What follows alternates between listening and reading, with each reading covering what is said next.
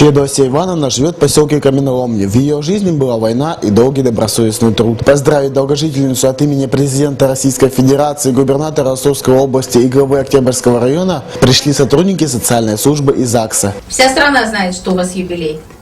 Знает президент, знает губернатор, знает глава нашего района Луганцев Евгений Петрович, знает глава поселения Коколевский Владимир Павлович, знает все службы, ЗАГС, управление соцзащиты, пенсионный фонд, все жители знают, что вы у нас сегодня вот такой красивый юбиляр.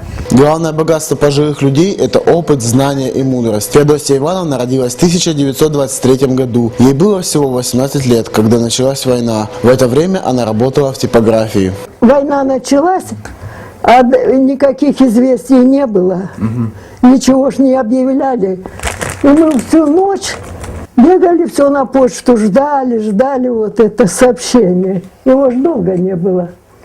А мы всю ночь не спали. В 1952 году Феодосия Ивановна с мужем переехала в город Новочеркасск, где поработала до пенсии. А после выхода на пенсию переехала жить в поселок Каменоломни. Главное богатство для нее – это семья, дети, внуки и правнуки. В день рождения гости собрались за праздничным столом, который накрыла взрослая дочь именинницы. С пожеланием крепкого здоровья Феодосии Ивановне Михаил Бережной, телекомпания «Видеотон», поселок Каменоломни.